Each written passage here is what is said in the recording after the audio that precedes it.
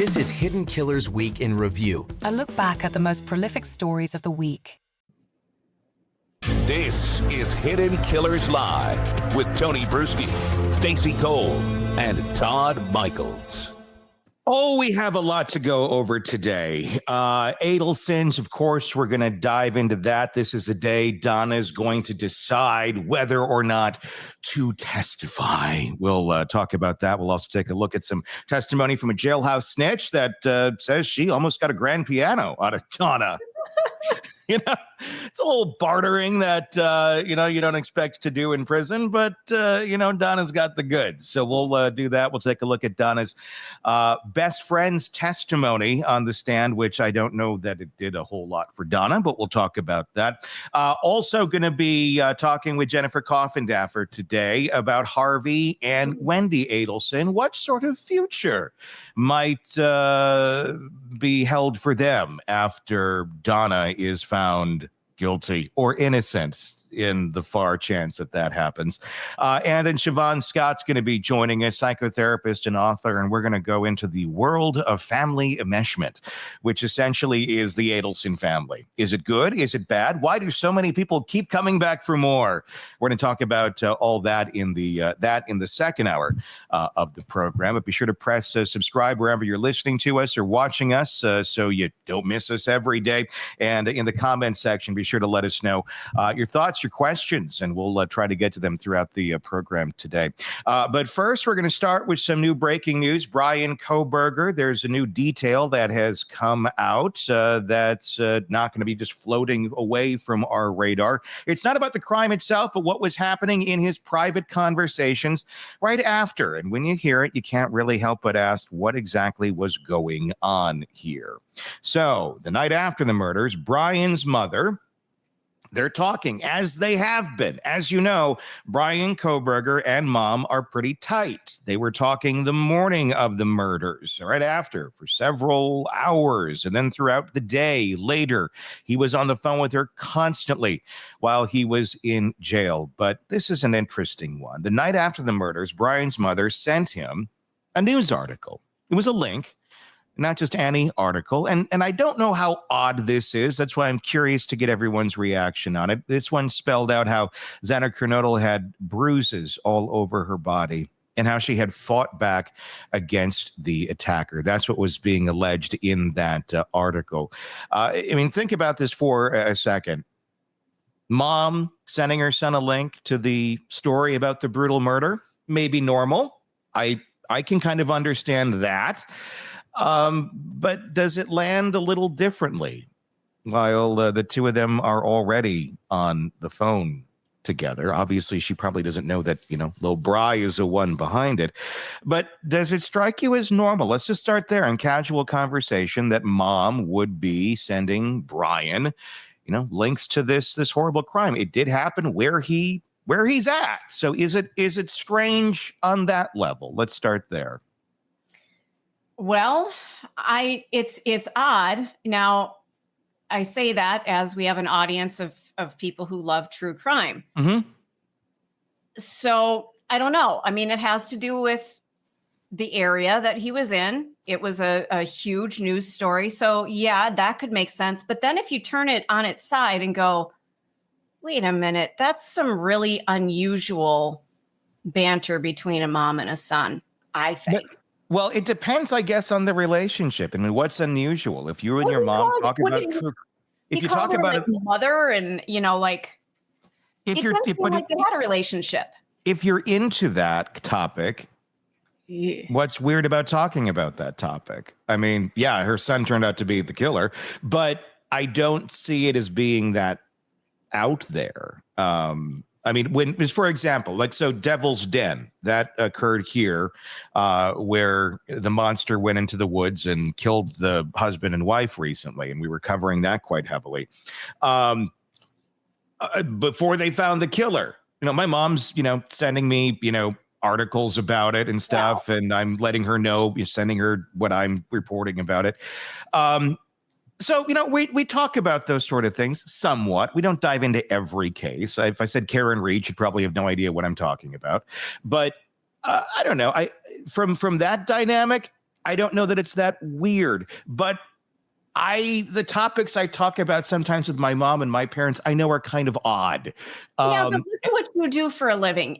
You are the exception. I mean, well, but he's a criminology student. So again, is it odd? I don't know. I mean, look, I remember when I was a kid going into the radio station and telling Todd some of the conversations I had with my mom, and Todd would be like, huh? Wait, what's going on there? And in true Todd fashion, I remember none of that. So no, you blocked it out is what happened. Yes. Yeah. But like, I don't know how odd that is on the surface, but that's got to be a weird one to have to try and, comb through all this time later. Yeah. You got to be looking at everything that he said to you on those phone calls and going, what does it mean? What was he saying? I mean, it gets even stranger right after that, their conversation, her texts the next morning to him. And this is interesting. And this is all from some of the criminologists and some of the folks who were digging into the Cellbrite data. And this is what they were telling Ashley last night on Banfield on News Nation, that her messages veer into coffee beans, a line about a sweet girl working at a coffee shop, totally disconnected from the weight of what they had just been talking about. It does appear that there might be some pieces to this conversation that are missing. As we know, he was deleting things, but what we do have is her communication to him, not necessarily his out or what they had spoken of. So, I mean, it kind of leans a little bit towards, well, it looks like they had been having some sort of conversation about some girl he thought maybe was cute that worked at the coffee shop.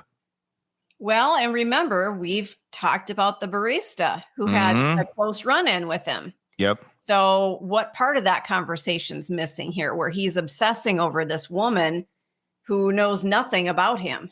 Yeah. And he's talking to mom about her. Yeah. You don't talk to mom about somebody unless things are cooking, I guess, Or I wouldn't think, but we don't know the dynamic either. Yeah, what's odd about it is that both the topics, the bruises all over the victim's body, okay, that is something that, from my understanding, he might really enjoy talking about because of what he's into. I mean, we know that about him.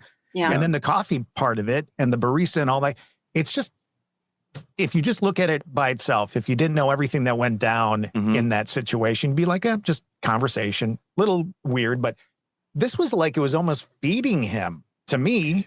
He seems to have very few modes of what he talks about and what he goes on. I mean, it's interesting as we learn more about him. He enjoys talking about knives and knife sheaths, as we know that he loved, like, just randomly talking to the woman at the hotel about that in the hallway. He likes to talk about the coffee and the girl at the coffee shop. It's very narrow obsessions that he goes on, which, goes with the autism. That's a lot of that sort of thinking. You do get more narrowly focused on things, but he seems to have no way of functioning outside of it. Like, he needs somebody to trip him up and go, okay, Brian, next thing, next step, let's keep moving here. Because he really gets onto that. I'd be really curious. I'd love to know from that mom, what was that conversation like about the bruising, and I hate gory details. I do not like talking about them. We don't show the pictures. We don't do any of that shit because I don't think it adds to the story. But what I am curious about is that conversation. Was he excited? Did that perk Brian up to sit there and talk about, well, I think this might have happened or that might have happened? The way that Papa Roger character came out online and said, well, I think this, and seemed to have knowledge beyond what was in the current publishings of the moment. If mom could look back and say, well, how did he know that? Well, but don't forget too, and I'm not defending Brian Kohberger. Please don't ever put me in that category. But being a criminology student, this is his arena. This is where he thrives. This is where, he's studying this. So I remember in the days of, when I went into radio, everything music was talked about with me. Like, oh, we should talk to her about that. Or when I went into veterinary medicine, like, oh, here's this really weird case that, was in the paper for some reason. Or so people gravitate toward those topics. Maybe that was just a innocuous, hey, he's into that. Yeah. He's going to school for that. Let's talk about something that maybe interests him. And again, you brought up the autism. I've been doing some reading about Temple Grandin. Very, very amazing human being. But she talks about how people on the spectrum, their thoughts aren't linear. They're just very segmented and all over the place. And to people who are not on the spectrum, it looks very odd, incredibly odd. But to them, that's a normal. Yeah. So from our perspective, not being on the spectrum, it's really disconcerting to see this journey that they take to get through a topic. Well, especially when the topics are very off, when they're exactly. That's If he were not a criminology student and he went into great detail about, what happened at this crime and really was digging into the details, I would be very alarmed. But he has that degree. So to me, it's like, it's just another day at the office. What does it say though about like that his mom is the one he's turning to constantly after these horrific things? He literally just killed 4 people, and now he's if you read the tea leaves, he's talking about the cute girl at the coffee shop, which we now know he had some sort of interaction with that made her uncomfortable. It makes you wonder, he's already, the fact that he's able to sit there and think about another human being in any sort of like, maybe I'll date her sort of way after just murdering 4 people. It makes you wonder. I wonder how much in code he spoke to his mom. I wonder how much, gazing at the stars meant something else other than it seems to mean. If he was speaking in certain ways of, I got a crush on this girl, or I like this girl, is more like I'm going to stalk her type. And I've been staring at her outside her window, Mom. She likes Pantene Pro V. Do you like Pantene Pro V, Mom? I want to buy it. I want to smell it. That sort of creepiness. Maybe he didn't have the capability. And it sounds like I'm defending Kohberger. Stop me. I'm not. We know you're a pro-burger. No. I'm not. I'm honest to God, I'm not. But I'm, again, doing more reading on this. He does not connect with other people on an emotional level. He does not know how. And not that he couldn't learn, but I think it's really difficult. And I just don't think he had the fostering environment for that to occur. So he doesn't relate to people. He makes people feel very uncomfortable with the interactions. And I just don't think he has a lot of friends. So Mom's always going to be there. He doesn't know how to navigate people. Right. That's his thing. That's a very hard thing with autism too, because you don't naturally know how to do it. So it's like a lot of learned type behavior, but he doesn't seem to value that lesson. And if he doesn't value that lesson, he just continues to hit his head against a brick wall, never going, maybe that's a lesson I should pick up on because it might help me get from point A to point B. But he's always just like hitting up against the wall. I don't know why nobody wants to talk. Like, well, exactly. That's you. Another interesting piece of that reporting about those letters, beyond the reporting that he was talking about with his mom and that letter that she sent to him. He sent some letters to Washington State University around that same time. His teaching assistantship was in jeopardy. He responded not with one, but 2 very different letters. The first letter was very groveling. He begged to keep his position, stressed how much he needed the insurance, emphasized his GPA and his dedication. It was like a pleading type letter. Please keep me. Then a little bit later, sends another one. That one flipped. It went after a female professor directly in it. It laid out why she was wrong and he was right. No humility, just pure arrogance in that one. Like Jekyll and Hyde, depending on who he knew was going to be looking at this letter And specifically, we see his anger towards a female erupting again. It's the same personality that we've heard described by his colleagues. I mean, he's late to classes with female professors, never the male ones. He's rating female students horribly, ignoring the men, dismissing women, but showing deference when he wanted something. And his best buddy appears to be a woman. His mom, his attorneys, all female. What the hell does that say about Brian Kohberger? I wonder if he saw them as female, though. I wonder if he was able to strip out their gender, that other women that he didn't need or know, they were women, but the ones that were close to him or that he desperately needed, like a professor, like a mom, they weren't women to him. Does that make sense? Like he just categorizes everyone differently. So yes. the people who are below him in his mind, below in intelligence, if that's how he scales everything, they're women. Yes. But if there's an intelligent woman next to him, she's different. She's something else, or I don't. Again, it's putting things into those compartments that he needs to be able to relate to them because it's so uncomfortable. You open this door, he respects him. He loves his mom. He trusts his mom. He trusts these attorneys. And shut that one, open this door over here, and they're pieces of meat and can't be trusted. And it's pulling the doors back in all these different bizarre ways that Kohberger does. That's Brian Kohberger. Let us know your thoughts in the comment section on YouTube. That's the latest of the little puzzle pieces that we keep learning about the early warning signs and really the after warning signs of Brian Kohberger.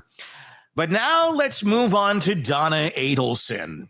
And we got a lot more on Donna. And what's going to be interesting as of our recording of this today and our live broadcast of this today, Donna is going to be deciding whether or not she's going to testify. The judge has given her till noon today on the 3rd to make that decision. So we will see. I'm going to go with the big probably yes. Stacey? Yes. Oh, my vote is absolutely yes. She is so going to hop on that stand. I think she's just been itching to. Todd? I mean, you have to say yes to that. I want to go the other way just in case there's some cash on the line here. But let's see. No. Right. I'm going to go with that she's going to testify. I think she's too Donna. She's too full of herself not to. Yeah. And I don't know what else you do at this point, quite honestly. I mean, it's gotten pretty bad. We're about to take a look at some testimony from Jailhouse Snitch, who also testifies to how close her and Donna got. Apparently, kind of fooled Donna a little bit because this woman used that closeness to her advantage. Some will argue that, well, maybe that takes away from the credibility of it. It really doesn't, because when they examine the letters, when they examine the handwriting, when all of that, it all points back to Donna. Let's take a look at some of the testimony from the Jailhouse Snitch, and we'll break it down as we go along. This is the one who says that Donna offered her a grand piano for favorable testimony. Let's take a look. Were you recently incarcerated in the Leon County Jail with Donna Adelson? Yes, I was. And did you become friendly with her during the time that y'all were both in the jail together? Yes. How long were you together in the jail? I can't remember exactly, maybe around 4 months. Were you in the same pod that whole 4 months? Yes. And when you're in the pod together in jail, is it easier to become friendly than it is on the outside? Yes. Why is that? We work together 24/7, so. Okay. And I want to ask you about whether Mrs. Adelson, during the time that y'all were friendly, ever discussed her case with you. Yes. Was her bringing up her case something that she did a lot, or was it only one time? It was often. So it was something that she was Doing talking a lot. about daily. Yes. And was it a bunch of different aspects of her case she would talk about, or only one thing? It was different aspects. Donna Adelson ever talked to you when she was talking about her case? Did she ever mention any concerns about the testimony of her son, Rob Adelson. She did. She said she was extremely worried about his testimony. Okay. Did she ever mention to you a state witness by the name of Catherine Magbanua? Yes. And was Ms. Magbanua somebody that was known to you? Yes, I knew Miss Magbanua from being locked up with her years before it was brought to her attention. Brought to her attention that you knew Magbanua? Yeah. Okay. And at some point, did the defendant try to recruit you to become a witness for her in this case? Yes. How did she first approach you about that? She asked me if I would be willing to do it, and I said yes. Okay. And was this topic discussed one time or more than one time? More than once. How many times can you estimate? A lot? A lot, yes. Okay. And what is it that she wanted you to testify about? She wanted me to testify about numerous different things about Kay, mostly about Miss Magbanua. And Miss Magbanua, you knew her by the nickname Kay? Yes. Okay. And so she had some things she wanted you to say about Kay. Correct. At some point, did she prepare a script for you of exactly what she wanted you to testify to? She did. State's Exhibit 62. Do you recognize State 62? I do. Is this the script that was prepared for you by Ms. Adelson? Yes, ma'am, it is. Whose notebook is this? That's mine. And whose handwriting is this on this first page? Pause it for a second. I'm sorry, that made me laugh. Notebook. You're going places? Not really. The notebook, in case you're listening to this, they're showing it on the screen, and it says in big gold lettering on a big red backdrop, "You're going places." Can I show you something? Can we come to me for a second? Oh God, do you have the same notebook? No, but here's what I do have. I am dazzling. Do you know what it is? It's my divorce notebook. It's got Oh all my my God. financial. It's got so I guess I can relate. You're relating to the jailhouse snitch. What are you gonna do? And you were pro burger earlier today. So Wow. it's been quite a morning for you, Stacy. Excellent. You're going places. Well, let's see exactly where she's going and what's in that notebook. Donna's Miss Anderson. Okay, so she wrote this in your notebook. Yes, ma'am. And what is it you were supposed to do with this information? I was supposed to study it and answer it correctly on the stand for her. So this is what she wanted you to say in court. Yes, ma'am. So for example, how did you know Donna Adelson? You were supposed to say everyone knew her. She's been on the news. I've seen and heard about this on TV shows and read it in the newspaper over the years. Correct. Coaching them. Do you read the newspaper? No. Okay. Did you know much about her or her case prior to coming in contact with her in the Leon County Jail? No, ma'am. And what were you supposed to do with this physical script? I was supposed to copy it down and give it back to her. Okay, copy it into your own handwriting? Yes, ma'am. Did you provide this item to my office? Yes, ma'am. And was it copied and returned to you? Yes, ma'am. What did you do with it once you returned with the original to Leon County Jail? Return it to her. It says that you approached Mrs. Adelson and told her you had information about Kay that you wanted to give her. Is that true? No. This says that Kay told you that she told Charlie on the night of the murder that some friends of hers went to Tallahassee and killed him. Did Kay ever tell you that? No, ma'am. Okay. She asked him to give her the 1/3 of $1 million that he was going to pay his sister so that she could relocate with her children to Miami. He went crazy on her. He said that that was going to be an offer to his brother-in-law not to kill him. Did Kay ever say any of that to you? No, ma'am. She convinced him that the murderers think a woman is paying for this. They don't know Charlie. She told him she wouldn't tell her friends who he is. She can keep him safe. So she was, according to this story, extorting money out of Charlie, but he didn't know it. He thought she was his friend, but really she was his enemy. Is that the deal? Yes, I suppose that's what it's supposed to be. All right, Pause that for a second there. Okay, Catherine. Is anyone following what she's trying to say? No. I am like Okay. Okay, then she's tell us. well, she's trying to get Drina to say that Catherine was the one who came up with the whole murder thing. Okay. Just for fun, just go kill this guy at random. It is amazing to me that even in prison, she is trying to control everything. Yeah. That's all she knows. I mean, this doesn't make any sense. I mean, it's definitely messed up, but yeah, basically she's trying to say, in my understanding, that it was Kay or Catherine's idea to actually go through with the murder. So Catherine decides she's going to go and take out Dan Markel just for the hell of it, and then say that it was because the Adelsons wanted it to happen. And in doing so, she's going to extort them for $3,000 a month so they don't go and turn on them and say that the Adelsons ordered the hit. Is that it? That's my understanding. Wow. Wow. That's big. She's going like... She's going places. She's going places. Score.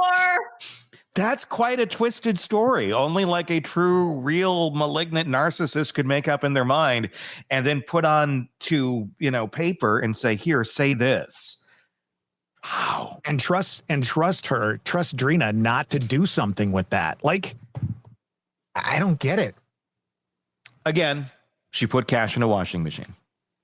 Yeah, this is not somebody who thinks clearly. So this is someone who also thought that, some random woman in prison or jail or wherever she is, was trustworthy. And she's got a rap sheet a mile long. Oh, yeah, this will be a great one. I'll give you a grand piano for all of this. I mean, it's God. And that first piece of it, she told me to say this. Who doesn't know Donna Adelson? She's everywhere. She's on the TV. She's on the news. She's on the beach. She's at work. She's at your home. She's a better variety of narcissistic murdering mother-in-law for your workday.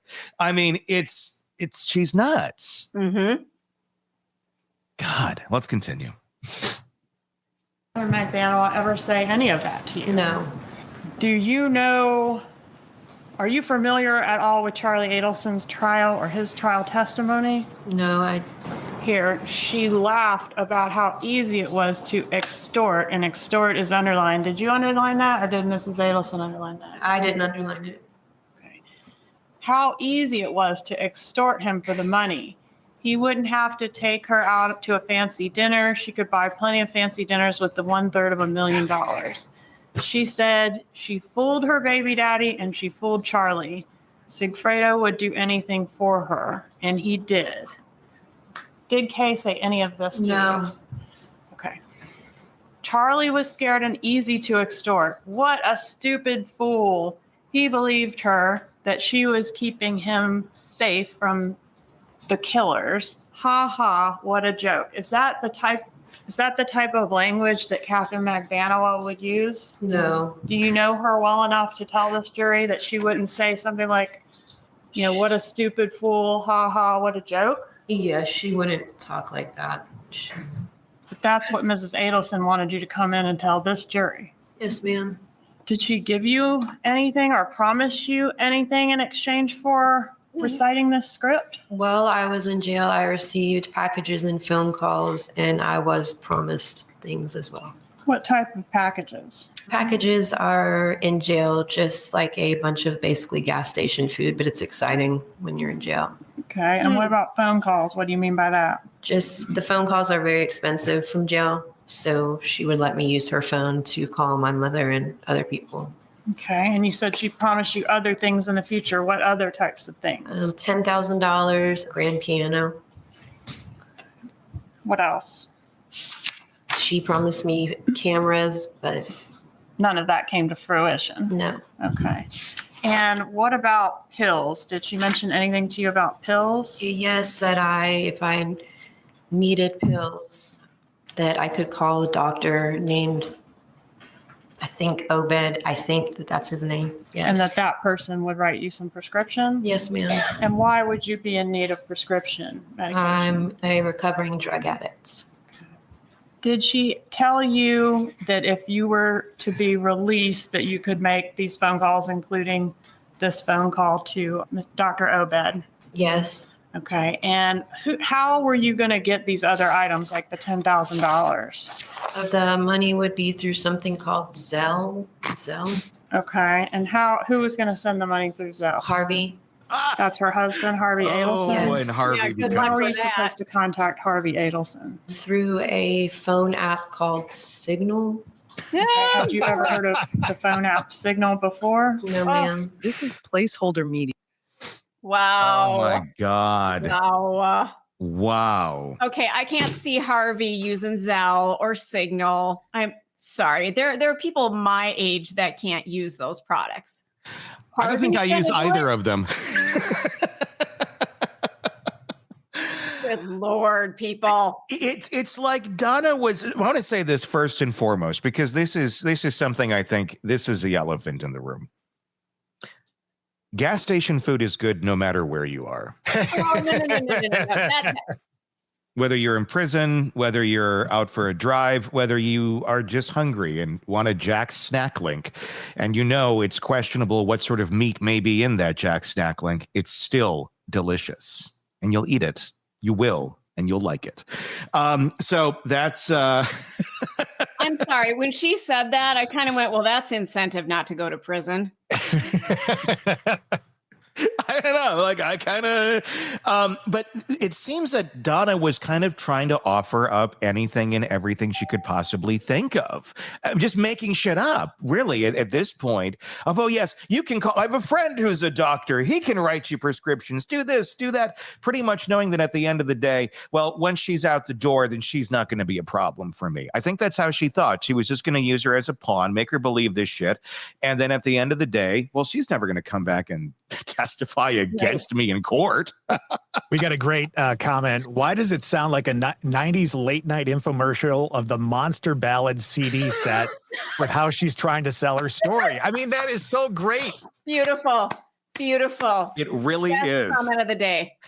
The Monster Ballad CD set. It absolutely does, doesn't it? There's a viewer who understands our sense of humor. I wonder what was on the Monster Ballad CD set. That makes me wonder. It's like That was Kate, right? Thanks, Kate. That Yep. was stellar. You win the internet today. I'm not in charge of giving out the award, but if I were, you win. featuring great hits such as Benny Mardone's "Into the Night." Oh no! She's just 16 years old. Is there a creepier song in the world than that No. song? There is not. And it still tests really well in radio. It's creepy as the video is horrible. It's got a nice, I'm not going to say a nice Good melody. beat to it. Yeah, the melody is nice, but the lyrics are horrific. Oh my God. That's Kohberger over there talking, so keep that in mind. Damn it, Todd. There was one the other day I heard, and I'm like, oh, I forgot about that one. It was an oldie. It was another one of those about like "You're Too Young" songs. Girl, oh, yeah. You'll be a woman soon. It's Well, that was there's another another one. That was another one. Neil Diamond screwed us over on that I one. forgot what the other, but it was like God. It was like a format almost. It was like predatory jams for your workday. Oh And, God! you know, it was. There was You're so not many, wrong.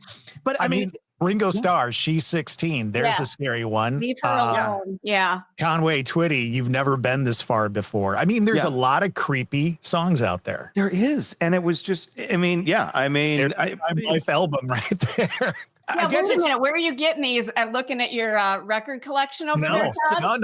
No, Stacy. No. This would be, I mean, these are all like in my yacht rock collection of music, you know, and you're just like, I'm going to fast forward that one. That's a little weird. Especially with your daughter sitting next to you in the car. Well, she'll be like, this is insane. Like I've shown her the Benny Mardone's video, like this is creepy as hell. But there's And a then- video for it. Yes. And then we go and watch an episode of To Catch a Predator right after it. God. And it's like, see, this is how that all works. Harvey in this now too. This is the first time we've really heard Harvey be introduced into this more than just he was at the airport with a one-way ticket as well.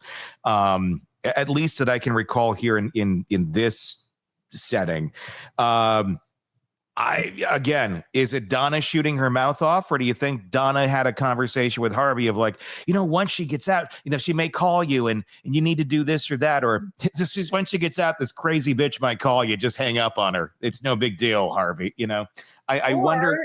Go to the music store and get her a grand piano, which. Yeah. But was that just a random thing? Was this drug addict a pianist as well? I mean, where's the piano come from? I'm curious. I wonder if the piano skills improve after taking something. Yeah. Do they get really like, oh my gosh, you're a master pianist. Thank God for Donna Adelson getting you your drugs. Into drugs too?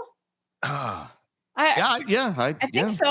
Yeah. Or an alcoholic, one or the other. There was something going on there. I think you may have some interesting music. Now, I wouldn't be surprised if there is a double CD set that's released here shortly after Donna's in prison, where she gets out. Not Donna gets out, but the woman who was testifying gets out, falls in love with Harvey, and they make a duet album. Oh my God! And it's kind of like. What's the one that Lady Gaga just redid? The album. It was originally like one of the Bee Gees and Barbra Streisand, I believe, or was it one of the Bee Gees? A Star Is Born. They're going to do A Star Is Born. It'll be Donna's cellmate here, and Harvey. It's going to be great. You will see. I mean, get your pre-orders in now. Before Christmas. Harvey's going to be also looking just like the album cover of the original. So I've got a quick note about Harvey that I want to bring up. Yeah, there's some photos out there of him, obviously, and I don't know if you've seen this photo. Let me pull it up for you real quick, okay? Mm-hmm. Yeah, him sitting in court, right? Tell me that he does not look like. Yes. Oh, yes. I was going there. I couldn't think of it. Walter. Walter. Yes. Jeff what is Dunham's Walter guy. From? He's just comedian. Jeff, okay. Jeff, yeah, something, right? Holy shit. The dude with the peanut on a stick. Yeah. Jeff Dunham is the guy. Jeff Dunham, yeah. He does look like the Walter Jeff Dunham character. Oh my God. Completely. I saw that picture yesterday. I'm like, holy crap. I've been looking and going, he looks familiar. I've been saying Elmer Fudd. He's a little fuddish, but I think Walter is the new. Yeah, look at that. Look at him sitting there right between you guys. That's perfect. It's pretty creepy. Put my arm around him or something. Here's another one. Did you ever watch the Trailer Park Boys? Yes. Jim Leahy is another one that he kind of looks like. From that show, Jim Leahy. I can't unsee that in my head. He's dead. He died recently, the actor in that. But that's another one. Here's another clip from the testimony. This is a shorter one because, of course, they don't have a lot of witnesses for Donna, it seems. No. That's why Donna is likely going to be taking the stand here. Like right now, as we're recording this, like Wendy's divorce attorney is on the stand. It's like, who can we get to show up and say something? Because the experts really haven't done a whole lot other than basically confirmed she was in prison. This is her best friend on the stand talking about what a lovely individual Donna is. And because she says it, well, gosh darn it, the jury should probably just believe it and go home. Let's take a look. Have you ever heard her threaten anyone? Never. Have you ever seen her harm anyone? Never. Have you ever heard her threaten to have somebody harmed? No. Did she ever make statements to you? Well, let me ask you this first. You were friends with her, obviously, when Wendy was going through her divorce. Yes. During that time period, through the divorce, and up to the time that Danny Martell was killed, you're aware that he was murdered? Yes. Okay. At any time during that period, did she ever say she wanted to have Danny Martell killed? Never. Ever say she wanted him to be harmed? Ever. Okay. Did she ever tell you that she was being extorted in reference to Mr. Markel's murder? Eventually, yes. When she went to Vietnam, or was trying to go to Vietnam to clear her head, she was going to clear her head in a non-extradition country. Can you agree with that? I wasn't aware it was non-extradition. Did Donna ever tell you she wasn't coming back? Never. Well, there you go. Case closed. It makes me wonder, like, what would my best friend know? Bum, bum, bum.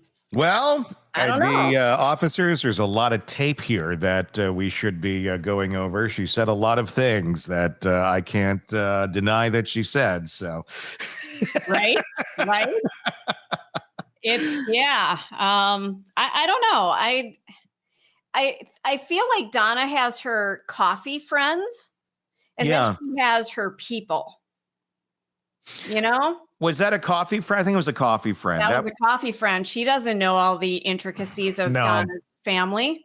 That'd be very much if she ever accepts the reality of who Donna is. I just couldn't believe that she was.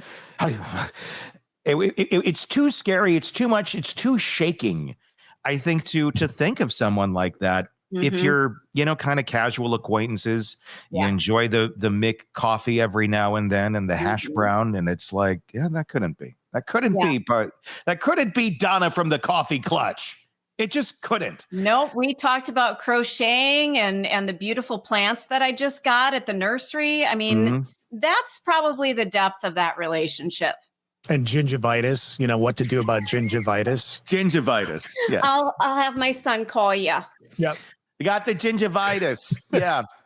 I forgot my teeth at home. I'm just going to gum the McMuffin today. Oh, they don't go to McDonald's, honey. Yeah, they're probably at the country club. You're probably right. Correct. Those are country club folks. Yeah. Well, there you go. That's take a little closer look at some of the testimony from the trial of Donna Adelson. It's going to be very, very exciting if she takes the stand. And of course, we're going to be breaking that whole thing down, I think, from start to finish, if indeed that happens. But what does the future have in store for Harvey Adelson? What does it have in store for Wendy Adelson? I had a chance to sit down and talk to Jennifer Coffindaffer, retired FBI special agent, about just that. And she gave us some insight on, both of them, where the wheels are turning and what the future may hold. Let's take a look at that. Is Hidden Killers with Tony Brueski. Here now, Tony Brueski. Harvey Adelson. Let's talk about him for a little bit. The silent father with ties that won't go away. Harvey's never taken the stand in the trial of anyone as of yet. And compared to Donna and Charlie, he's been almost kind of a shadowy figure. But the details that come out in this trial drag him a little bit closer to the center of the plot than he's ever been before, between the phone records, coded text, and his alleged attempt to leave the country. The question is no longer whether Harvey benefited from Dan's death. It's whether he actively knew about it and had anything to do with it. Joining me to discuss, Jennifer Coffindaffer, retired FBI special agent. Let's dig into the signals that are kind of pointing his way a bit in this. Let's start with the hitman phone call. Harvey's phone showed up in communications with Sigfrido Garcia just weeks before the murder. Not a casual connection. How could investigators evaluate whether this was accidental or a direct link tying Harvey into this whole murder chain, Jen?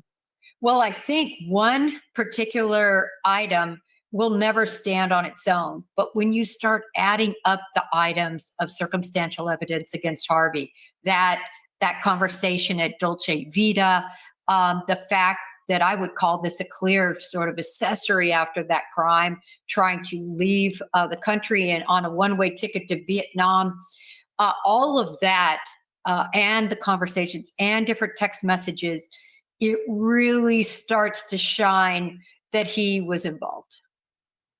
It really is starting to feel that way. I got a lot of questions about the specifics, but let me just get your visceral reaction to what we've seen in the courtroom. He's been sitting there every single day, kind of by himself, looking a little Elmer Fudd stundish, I would say, every single day. What's been your take on Harvey in the courtroom, watching all this unfold?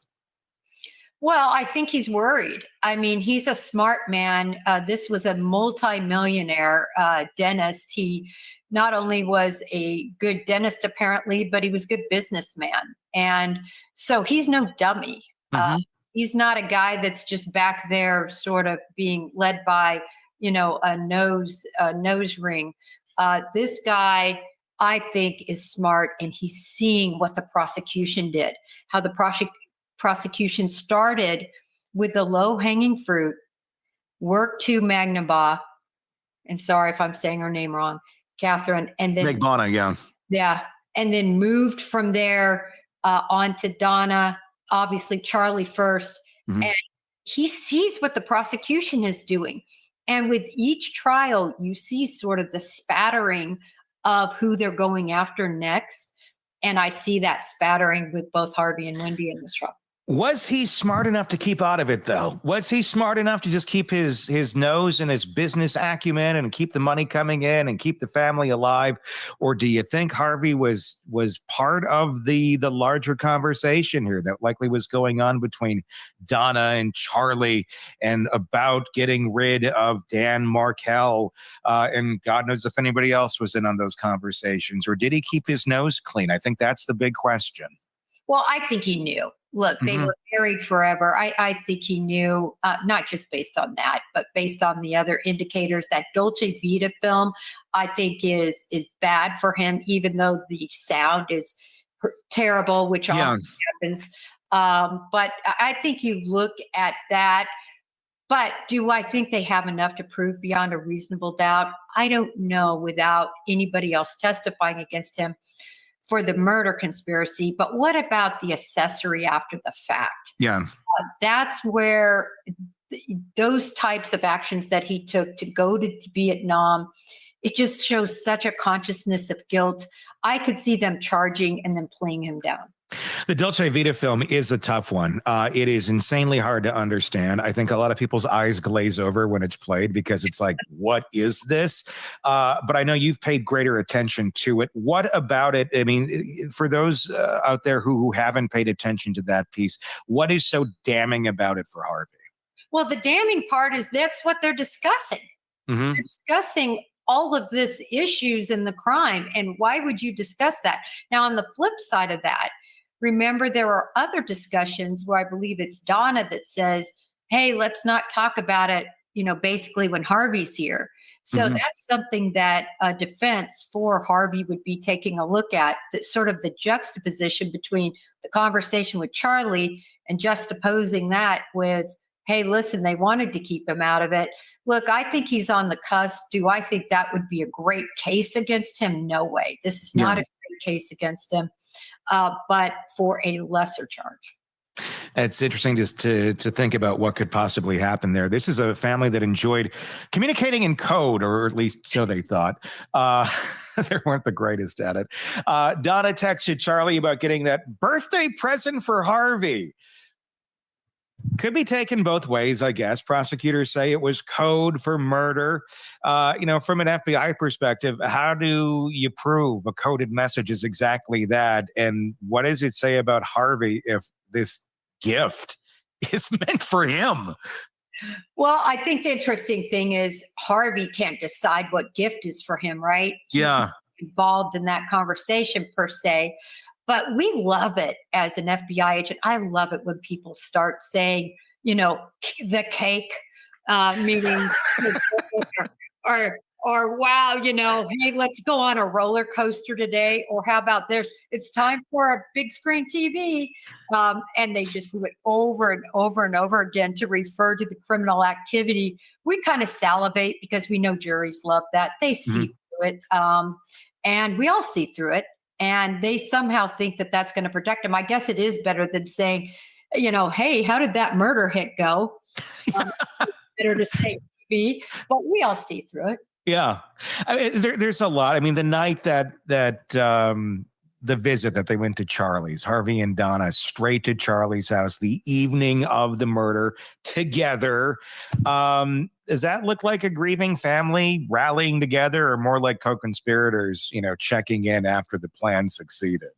Well, of course, with all we know now, co-conspirators. And then you add on top of that, those conversations with Rob. Rob, again, is the other son, good son, if you will, and sort of how they kept him in the dark and even hung up on him, And his point was, and I think it's the point we all took, these people were not acting like you would normally act if the father of your grandchildren was just literally shot in the back of the head in his car.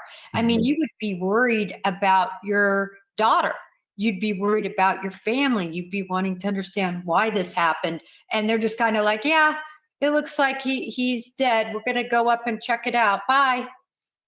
Yeah, very, very passive on something. You'd think you'd be wondering, are we next? Is somebody mad at the whole group? But if you already know the answer to that, well, then your reaction is not going to quite be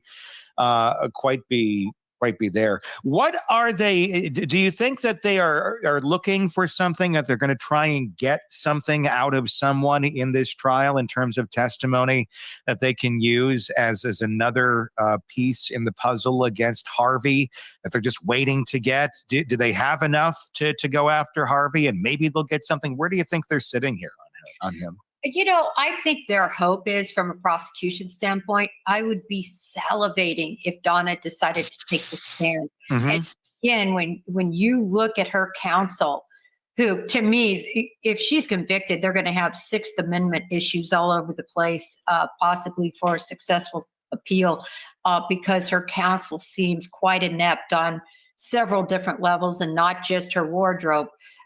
And so you wonder if Donna's going to be able to convince her in her la land that we know she's in. I mean, she wrote the script for in the jailhouse to say, right, she's in complete Hollywood land. Does she think she can maybe take that stand and convince those jurors that, listen, everybody's got it all wrong, and this is really what this meant and what this meant, and gibbers was really a nice thing for me to call my son-in-law. I think a lot of people like this, like an Alec Murdaugh, really think that they can talk anybody into anything. And quite frankly, she's got a good track record. She's been able to talk Charlie, who was a dentist. I believe he was a periodontist, very successful, into coordinating a murder. Yeah. So her whole life, she's been successful at control. And I think maybe she might take that stand, just saying, see, I can even control a jury, but we'll see. She has control. She has a lot of control still, but the control that she has is over the future of Harvey and over Wendy. I mean, at the end of the day, she can take that stand and incriminate the hell out of them if she wants to. I mean, and I'm wondering if that's maybe what kept Wendy forgetting things so often when she was on the stand. Because I want to talk about Wendy Adelson here as well, and what the future may hold for her. She seemed to not have a great memory this round of the trial. But I think at the other end of the day, she knows that she hasn't talked to her mom in a couple years. And if mom takes the stand, mom's pretty much in control if you're going to be in prison or not, depending on what she wants to reveal. How much, or how strong are these strings that Donna still has over Wendy? Well, Donna's strings are, I mean, this is fishing line. This is strong strings, because Donna, with just her testifying, she could absolutely get Wendy prosecuted, mic drop, same against Harvey. And that, of course, is what the prosecution's dream situation would be. Do I think she's going to do it? I don't know. I mean, if she's convicted and is going to have to serve the rest of her life, may she flip? I don't know. I wouldn't doubt it. I wouldn't be surprised if she did it. But you asked me about her control. She has complete control over Wendy and Harvey at this point.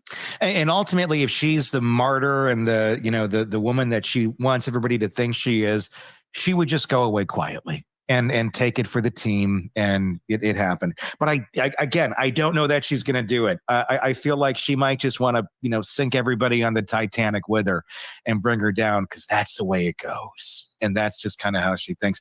Wendy's own boyfriend, or ex-boyfriend, obviously, testified that she said Charlie had looked into hiring a hitman. He was right there for some of those discussions on the stand. She denied involvement, but admitted that she loathed her ex.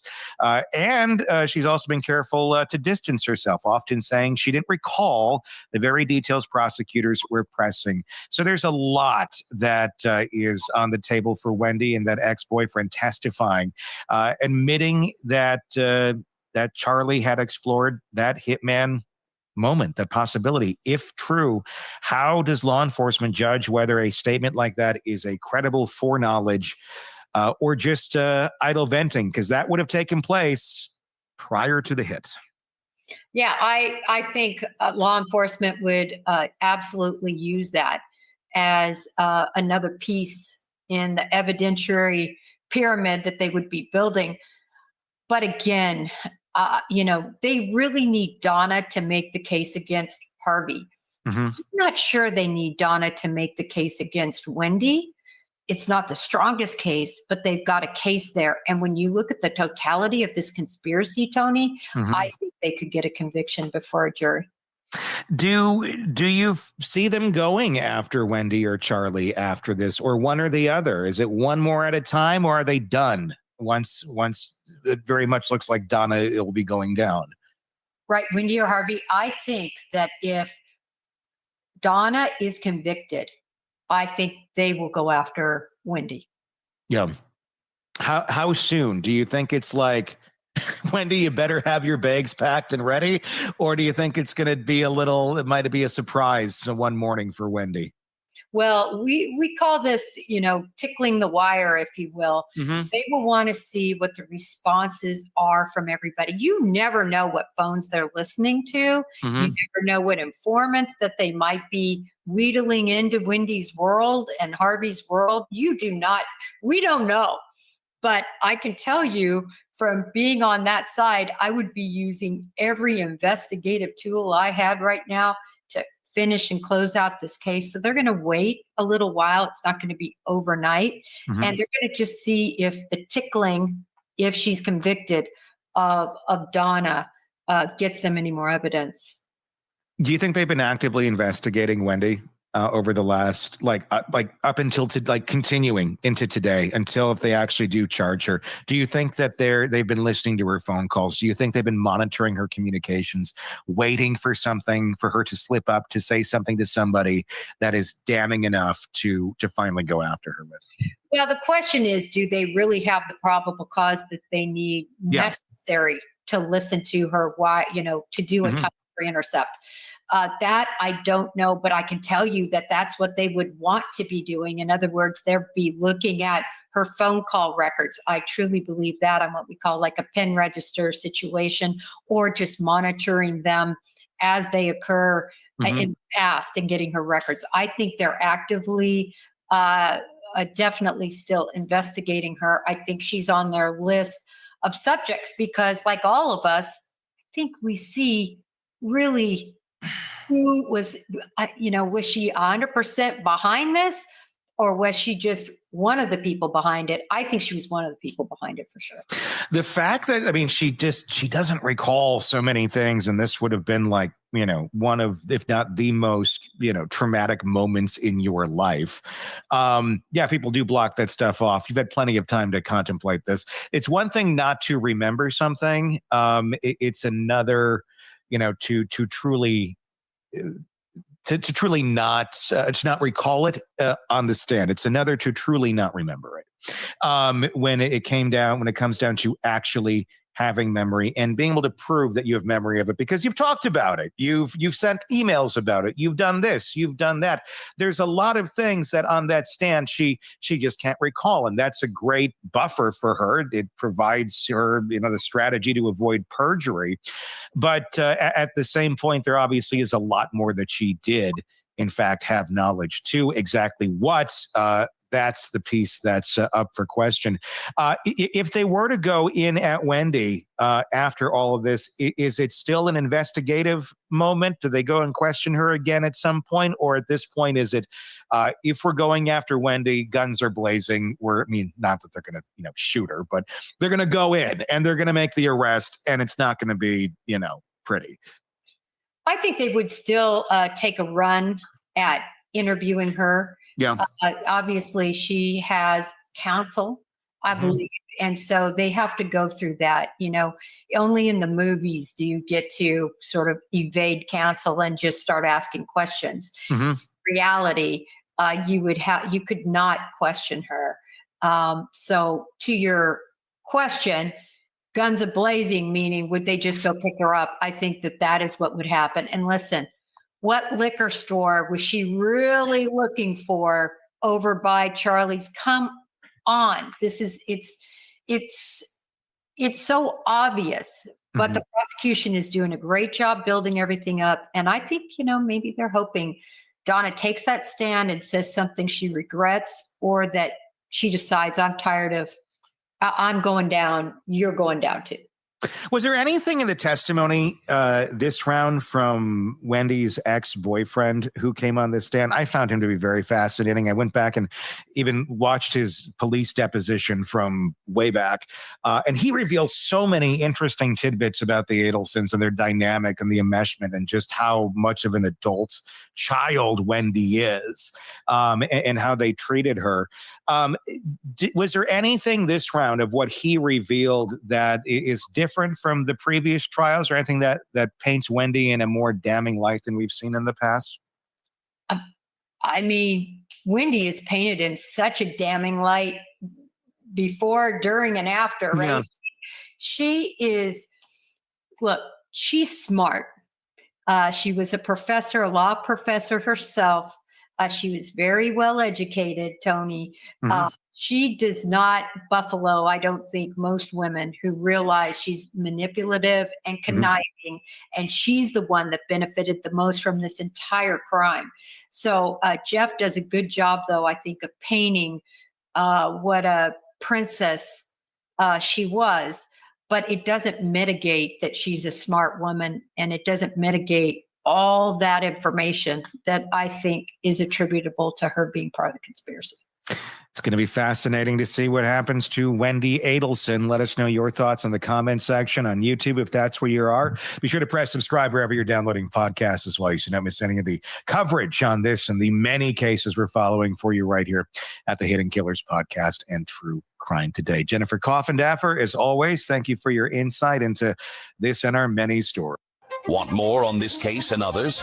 Then press subscribe now and don't miss a moment of true crime coverage from Tony Brueski and the Hidden Killers Podcast. This is Hidden Killers Live with Tony Brueski, Stacey Cole, and Todd Michaels. Families are supposed to be our safe place. But what happens when the lines blur so much that loyalty becomes its own kind of prison? That's what we're going to be digging into today. Of course, it's all relating to the world of the Adelsons. We're not here to do a class, but we're going to be pulling apart the psychology of enmeshed families, the idiosyncrasies, the blind spot, and how far loyalty can stretch before it bends into something dangerous.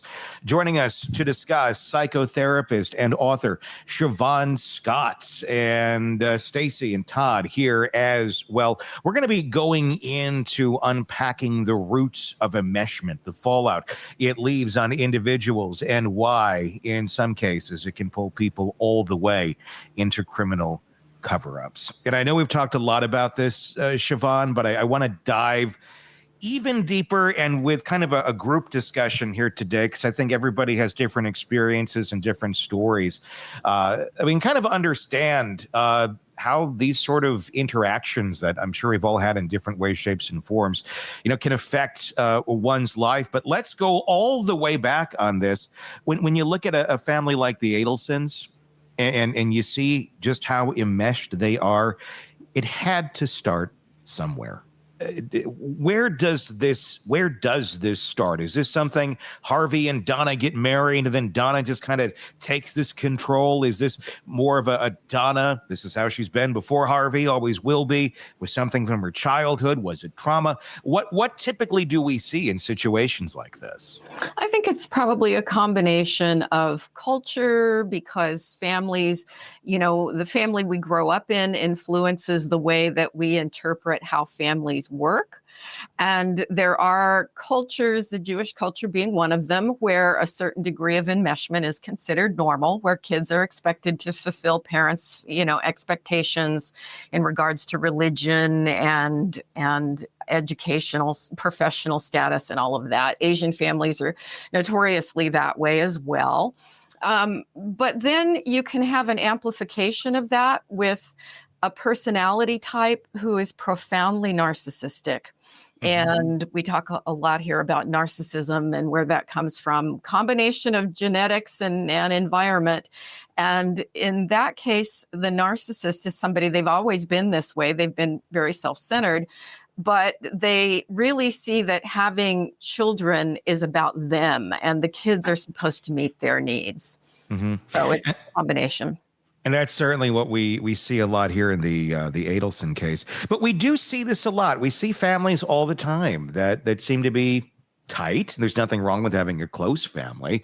But you oftentimes also in a tight family, one that may have a certain number to the group, there'll be one or two that are kind of the odd ducks, the ones that don't go along with everything. And that's kind of how it's described. Well, they don't get along with the family. They don't go along with all the things that they do. Is that always an example of an enmeshed family over here, and then the odd duck that's calling it out? Or is there differences sometimes? Is there ever a good version of an enmeshed family? It's fascinating. I look at it on a continuum. On one extreme, you have a disengaged family, and that's a family where the parents are not tuned into the kids. They may have some neglect or even benign neglect. They just don't pay a lot of attention to them. And then you have the middle zone where parents are there, they're connected, they're supportive, but they still allow the kids to be independent people and make their own choices as they get older. And then on the other extreme, you have the enmeshed family with the over-involvement where the kids are really tightly controlled. And the healthiest place to be is probably closer to the middle. So when I hear the word enmeshed, I automatically go with that's not really good. It's not really healthy. So you want parents to be connected, attuned, and supportive throughout their kids' lives, right? I've got middle-aged kids, and I'm still, reasonably attuned. We may only talk once a week or once a month. I'm not certainly involved in their lives to any degree, but I'm there if they would need help. And I think that's the role of parents, is to raise independent adults who have their own identity, but we're always there to be supportive in a crisis. So is this kind of an extension of a helicopter parent, or is this a completely different idea of parenting?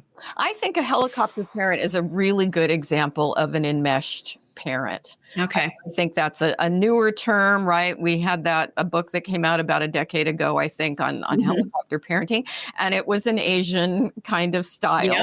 And that's again, some people say, well, you get really high achieving kids from that. You may, but they also may be very anxious and depressed kids. So, well, and look at the Adelsons. They are high achieving kids. Yes. They are absolutely at the pinnacle of their careers. And yet they are falling from their pedestals as we watch. I mean, just literally their worlds are crumbling. So what good was it? What good did it do? I think it did lots of harm, and especially to this extreme where the loyalty to family trumps any sense of ethics and morality, which, most enmeshed families don't go to this extreme, which is why we find this one so interesting. And what's interesting about it too is when you do have the super high achieving kid, like, oh, look what they've done. It looks great on this. It looks great at the country club when they're out there and they're having their breakfast. Oh, Charlie did this. Oh, Wendy's doing that. Oh, did I mention we have to go pick and Donna or pick Wendy up and drive her across the state, and she's a 35-year-old woman because we don't trust her to drive by herself. I mean, there's these bizarre caveats that I'm sure the let's drive Wendy across the state doesn't come up at the coffee clutch, but more so the achievements do. But at the end of the day, you have this totally, I don't want to say totally inept, but a fairly inept adult that isn't capable of acting as an adult at the end of the day, because they know this enmeshment as mom's love, as her caring. It's not looked at as enmeshment. It's not looked at as toxic. It's not looked at as anything bad. So to Wendy, I do you think she even sees any of this as weird or bad, or did see it as weird or bad? I would guess that she's starting to see it at this point, and probably having to face a lot of things about the way she was raised that she didn't see as weird. She went along with it. And often kids see that to differentiate, to develop their own identity, that is going to bring a terrible response from the parent. And so they hesitate to do it. And so they don't have any insight. They don't see it. But with what's gone on in this situation, my guess is she's done quite a bit of reflecting and probably gotten input from other people who were like, you were not raised in a normal family here. Let's go to the root of like, why do you have the kids not pushing back? There was obviously kids push back on everything, but at some point they learned, not worth it, not going to push back against mom. And it stayed true into adulthood. Where is that? Why is that? What was the flipping point of, I don't want to talk back to mom. I don't want to express my own opinion on anything. I think they learn it as toddlers, that if, toddlers are famous for trying to push back on their parents. And I think if you're in a home where mom gets hysterical or really angry every time you push back on her, these kids are raised to not do that. Now, often if there are multiple kids in the family, you'll have one that does. And that becomes the family scapegoat where, they become sort of the black sheep and they're not meeting the parents' needs. And that's the one that moves across country and just stops talking to them. And the one that calls them out. Yes. Yeah. They don't like that. When you have that going on, you grow up in the environment, you said, it starts as toddlers, and you see mom get hysterical and you see her react in such ways that are not congruent to reality. Obviously, that's a big sign of a kind of a distorted reality that they're viewing life in. How often does that then translate into, well, that little girl, it's going to turn out to be a lot like little mom, or even the little boy might turn out to be a lot like mom. If they're like literally learning cause and effect, mom gets hysterical, she gets her way from toddler age. Yeah, we can guess that this is how Donna was raised, and this is sort of the rules of how family is supposed to work. And so do you replicate this in another generation? They may not, but it's certainly possible that this is their view of kids are there to meet their parents' needs. Yeah. I mean, is it just the fear that mom's going to get upset, or if it's a male figure, if dad's going to get upset, or is it fear of something greater than just them getting mad that drives, this kind of motive in life to operate that way? I think it's a fear of losing their love and not being loyal to the family story, which is we take care of mom's feelings. It's almost like you're going to lose your status, your role in the family, and you lose yourself because you don't have an independent identity. And they're not aware that they're doing this at all. It just happens automatically, which is kind of the insidious nature of it. Yeah. I'm sure there's a lot of people who are listening to this or watching this going, oh, that sounds familiar. And it may be for the first time in their life making that realization or putting a name to it, it's not just, the family's really tight and I don't get along with them, or they see things differently, or they're controlling. There is a dynamic here of what enmeshment is. How does that then translate to folks who grew up in an environment like this, to them branching out in adult life into their own personal relationships, specifically romantic relationships? It creates a huge problem when you have another person enter the family system. And that's usually when one of the adult kids gets married. And I have story after story about adult kids who come to therapy because they're having severe marital problems because we'll say mom, could be dad, but usually it's mom, is trying to control everything about the spouse. And it creates, where do we go on holidays? How do we raise the kids? I have a neighbor who's fascinating because you can tell they're very enmeshed. She's got 4 adult kids in their 30s and 40s, and they come every Sunday for dinner. And it's like they have to come. It is, it's like the kids cannot disappoint mom. And I've gotten to know all of them over the years. And you can just look at things like that, where this is a family ritual, it's a routine. And I mean, I think it's great to get together for dinner now and then, but to have it be, we cannot disappoint mom because Sunday dinner is the thing.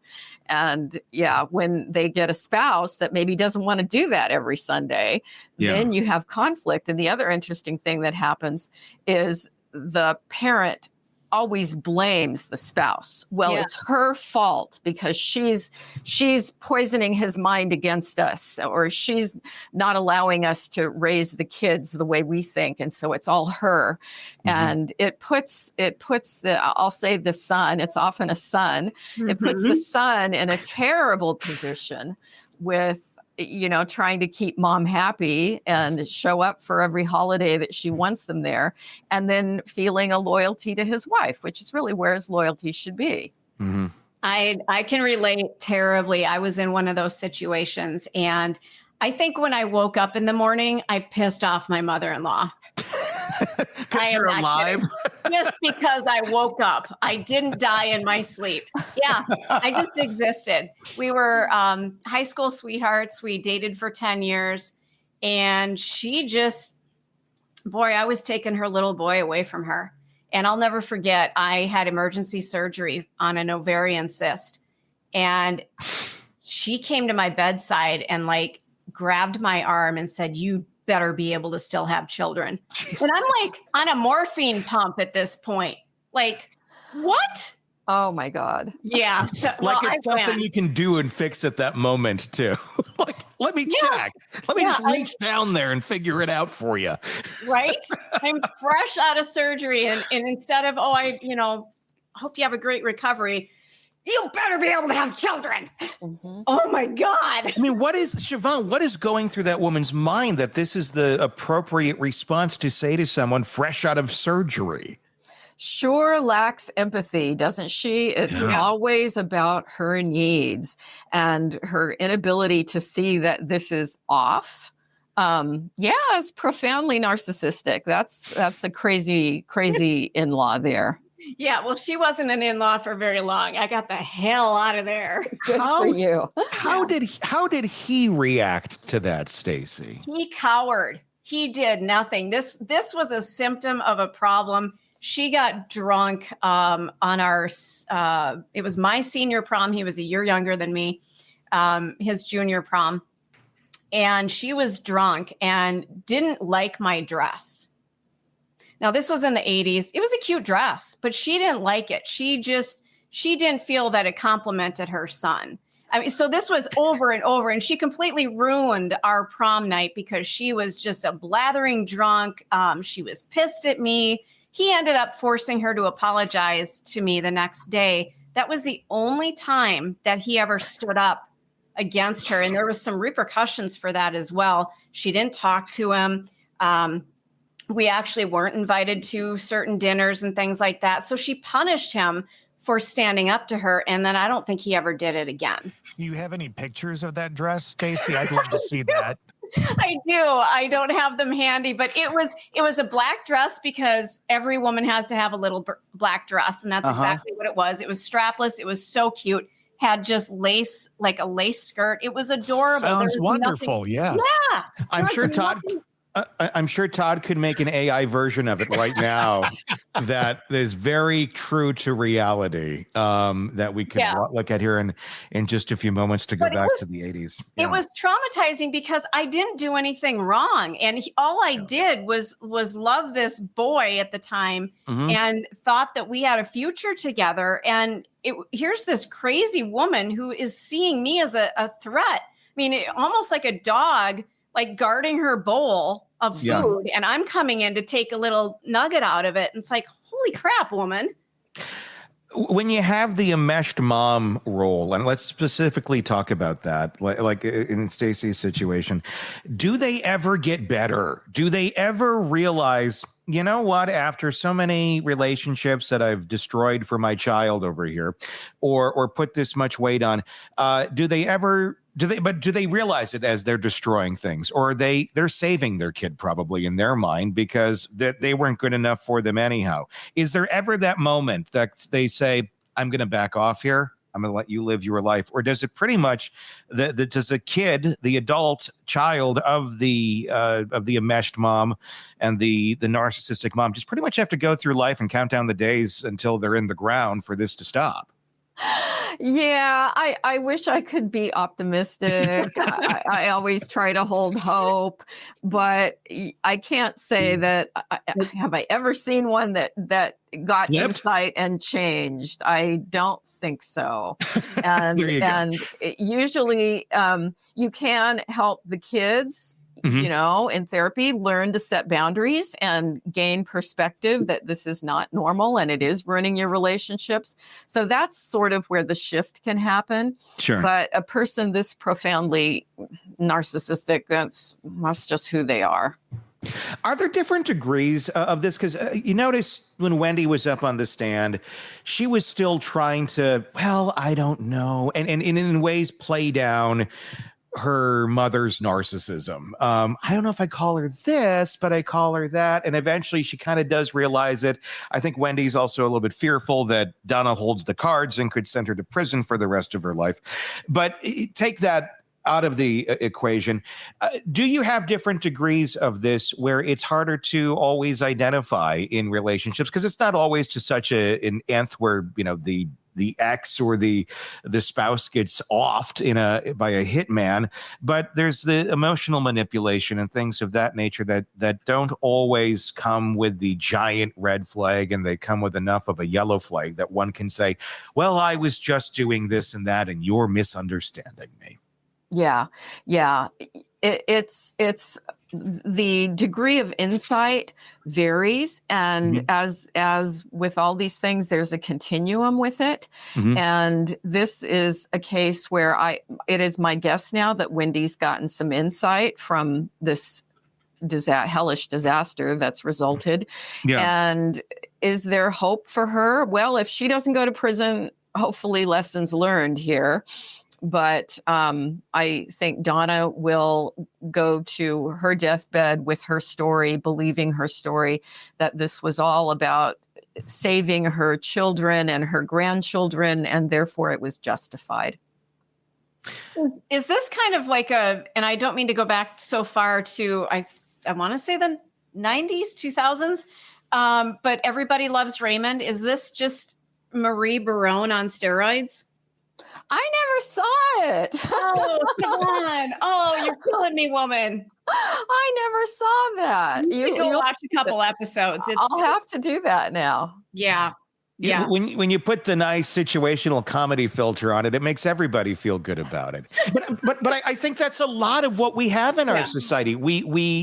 There's very dark, damaging things that characters like this do that don't go to murder, but we write them off so much as well. It's like that sitcom. It's like that character over here.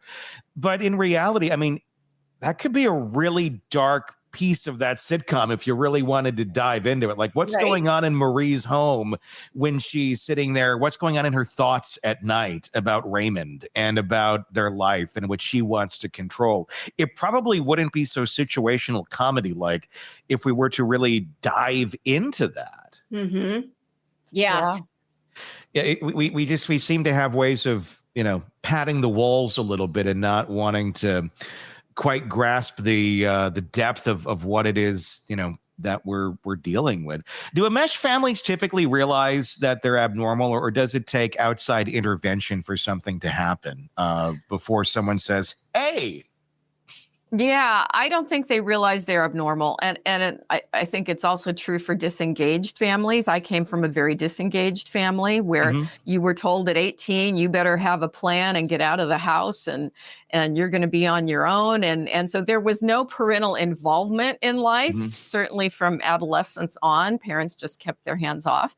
And I think that sort of set me up for, really bad decisions, because how do you make a decision when you're 15 about what you're going to do to support yourself? And there was no support for college or anything like that.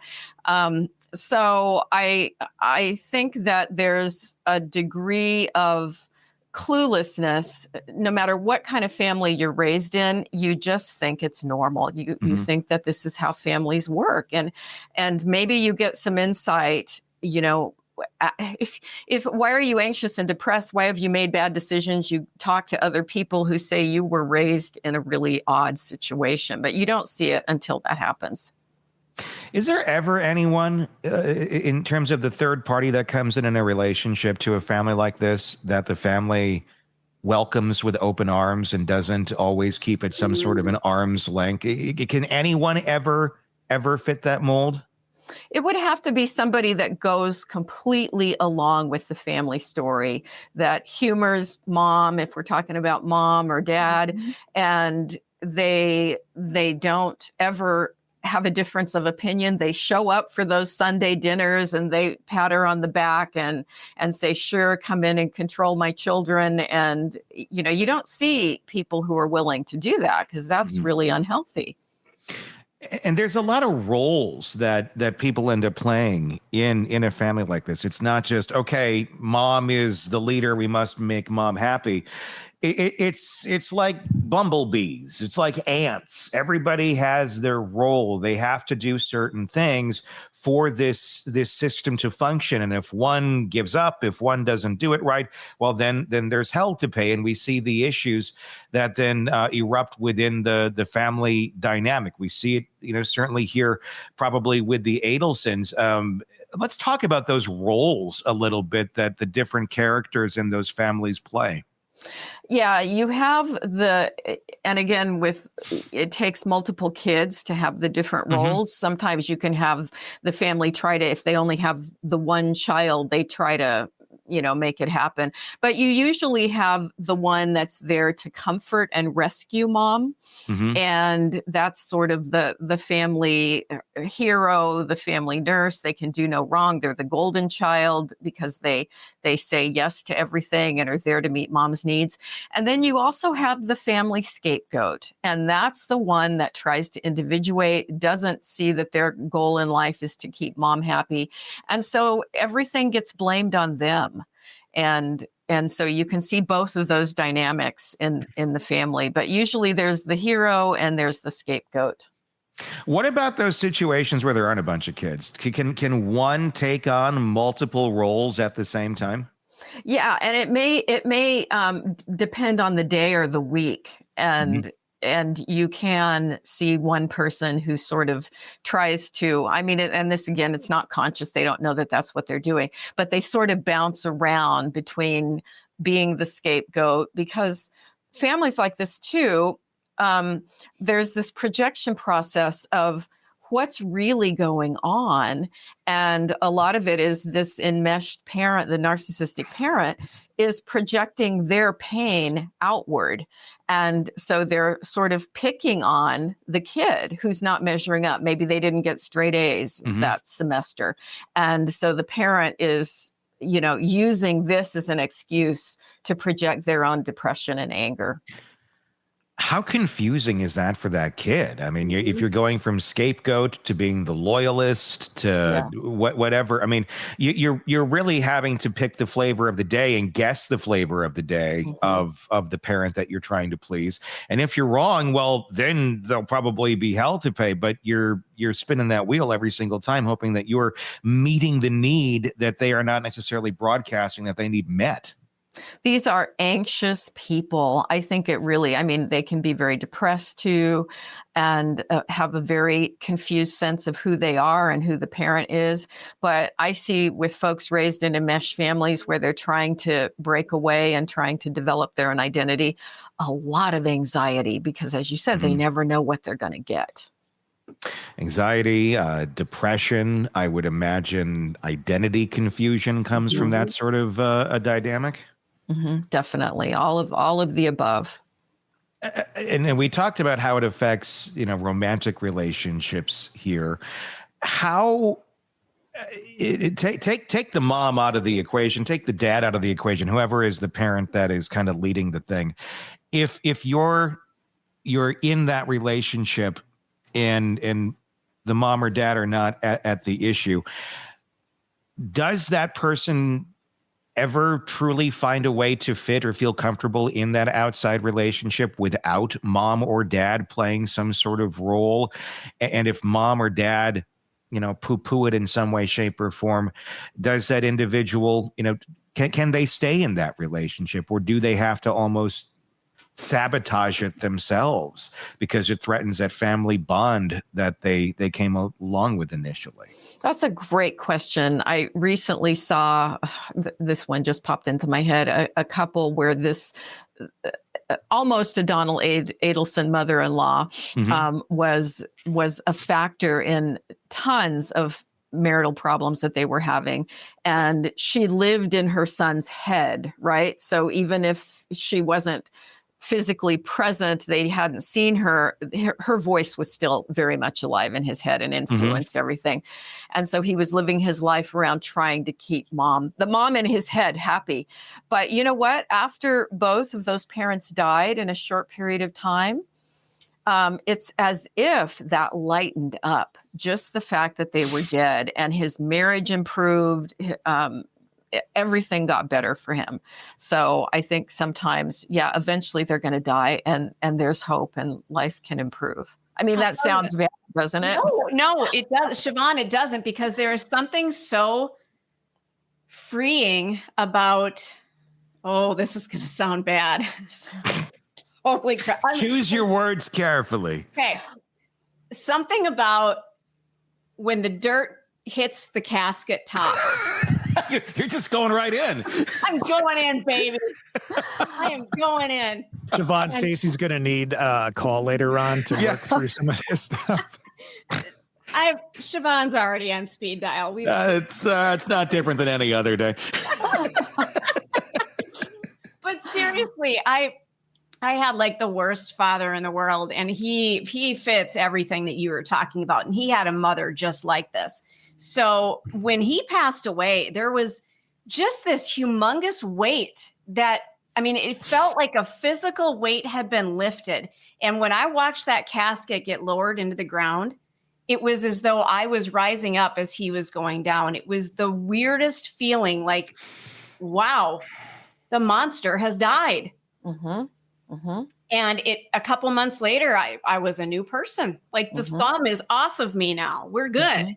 I've heard that before. And when people have even teenagers who live with emotionally abusive parents and their parent dies, and I'm usually prepared for grief and this is going to be hard for them, but they come in and say, I'm free. Yeah. I'm free. And you are going to have a heck of a memoir someday when you have time to write it. I want to hear all these stories. Yeah. And, it makes me wonder, do you end up marrying somebody who fits that profile too? So there's another psychological aspect of it. If you are in one of these families, do you then gravitate towards somebody like that? I'm guessing you do. Yeah, it's common. I think we've all had relationships where we were replicating something from our family of origin just because we don't realize that that's what's familiar about it. And we have a tendency as humans to go for the familiar and just to feel like this is the way it's supposed to be, which is why so many people marry abusive partners, because they had abusive parents and they don't have the radar to say, this is not good. Yeah. It's where abuse feels warm and fuzzy because that's what you've been told it is for so long. And if you're that person, if you're the one that's the scapegoat, the one that's trying to fix things, the one that's trying to do that, you're always chasing something, and you're chasing, the emotions of that parent that you're trying to constantly heal with the bucket that's, you can never fix this. It's always leaking. It's never going to get better. But when that parent is gone and when that's over, and as you were describing there, like you feel free. Yeah. Is that dangerous? I mean, it feels like you're already been set up with not the greatest deck of cards to begin with to go play life with. So I would imagine there's a danger there when suddenly this thing you're constantly have been conditioned to be chasing around with the bucket for the drips of water, and suddenly it's not dripping anymore and they're not there. What do I do now? I mean, is there a heightened risk for people once that they've been removed from those situations to fall into addictive type behavior or anything like that, as they're trying to seek this emptiness they didn't know that they had in their life? It sure could be. I think, well, I don't know, because I try to not say how it always is if I don't have data to support it. But it sure can be that there's a large percentage of people who are continuing to relive their childhood drama and try to right the wrongs and get the love that they never got. And so they choose partners that are similar to a suboptimal parent in certain ways, and then they try to fix it. They try to make it work, and it's almost like a compulsion. You can say people who have a love addiction or whatever, and they keep going to inappropriate people who don't treat them well, and it's almost like, I'm just trying to get it right this time. It's almost like a mini cult in a lot of ways. Is there a lot of crossover in terms of cult-like thinking in an enmeshed family and then kind of a more micro level? Yeah, because you don't question the leader in a cult. You live in this alternate reality with a very strong mythology, and you go along with whatever the leader says because the leader is all powerful. And that creates this sense of loyalty, that loyalty to the group above all, even if it involves some scary, weird behavior. Yeah, I mean, and it seems to, especially in the Adelson case, I mean, if everything is correct and the allegations are true against Donna and such, it's high stakes loyalty. It's not just, mom said some mean things and now we're going to, stand up for mom and pretend she didn't say him or this or that. I mean, this goes to, lifelong incarceration. Why is it that some family members are willing to go that far, cover up criminal behavior for someone else, put their own lives on the line? And others are like, nope, that's the line I'm not going to cross, but that ends up being the line. Isn't it weird? That's the thing, that when it came to actually murdering somebody, that the ethics didn't kick in. And it makes me wonder, what was it like to grow up in a home with Donna Adelson? I mean, if we could have, hidden camera footage for, when this lady was challenged, what did she do? I think it had to be pretty extreme. It's as you say, to stoop to the loss of all ethics is really, really unusual. I mean, we see a lot of enmeshed families, but you don't see this. We saw, we talked about it last hour, some of the writing that Donna did in prison to it ended up being a jailhouse snitch that testified against her in court, talking and playing her up. You're this wonderful person. You're this, you're that, you're all this and sunshine and rainbows. And I can give you a grand piano and I'll do this for you and I'll do that for you. And obviously all ethics out the window, but you just have to say this. You have to tell people, this is the story I need you to tell. and down to like detail, like say it like this, say these words, say this person said that. She's literally, Donna allegedly writing the script of what she wants this woman to testify to in court. Do you think that's all that different of the dynamic that she probably had with Wendy as well? No. Here's what I want you to do. Yeah, and this is probably her interpersonal style with all the kids growing up, is writing the script for them about how they talk to their teachers, how they did in school. It was control, control, control. And, you know, as you said, is Wendy at age 35 trusted to drive a car? I mean, yeah, over manipulative to just the nth degree here. And, you know, again, what kind of criminal mind was she to put all this in writing, her own handwriting? I mean, that just struck me as weird and obviously not very savvy about jail culture. So. Well, she even referred to the woman that she was talking to as her jail daughter, which I thought was even great. It was like, oh, you're going to say whatever you need to. Totally manipulating her, right? Because that's certainly, when people are incarcerated, a time of vulnerability for them emotionally. And it's almost like she was preying on that with her. How much do you think this reads to a jury? I mean, it probably depends where one is from to a certain extent. But are people in general good at identifying this outside of their world? If you were to sit there and see this happening in another family like the Adelsons, obviously we're studying it every day, so it's very easy to see. But are people better at recognizing this outside of their circle than inside of their circle? Like maybe someone came from an enmeshed family, but are you still good at identifying when it's toxic out there, not necessarily inside of your circle? I think that any normal person, hopefully you got normal people on the jury, would be looking at this and thinking, yeah, this is all way off. This is weird. There's a lot wrong in this picture here. I certainly would be going that way on the jury. And I think it's such an extreme case that there's no way this is not going to have a big impact on them.